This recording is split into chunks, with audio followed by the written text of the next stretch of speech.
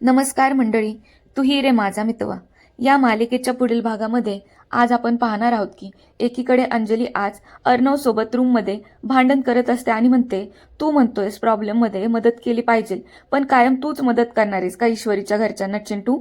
तेवढ्यात अर्णवला आकाशचा फोन येतो आणि अर्णव म्हणतो, ताई मला जावं लागेल अर्जंट. अंजलीला अंदाज येतो आणि ती विचारते, काय केलं ईश्वरीने परत? अर्णव म्हणतो, तिच्या क्लाउड किचनमध्ये प्रॉब्लेम झालाय ताई, खूप माणसं आलीत, so I need to be there. Anjali आता म्हणते, एक मिनिटं, पण माझं बोलणं झालेलं नाहीये चिंटू अजून. अर्णव रागाने म्हणतो, ताई तुला जे काही बोलायचंय ना ते कळलंय मला, आय गेट इट, आपण बोलूयात नंतर. आज ना मला पहिल्यांदाच असं वाटतंय की मी माझ्या ताईशी बोलत नाहीये, दुसरंच कोणाशी तरी बोलतोय. एवढं बोलून अर्णव तिथून निघून जातो. पण नेमकं त्या दोघांच्या गप्पा ईश्वरी दाराबाहेरून ऐकते आणि रडत तिथून निघून जाते.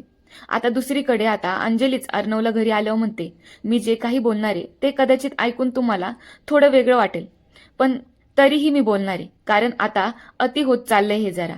अर्णवची सख्खी बहीण म्हणून मला या प्रॉपर्टीचा मला माझा 50% वाटा हवाय.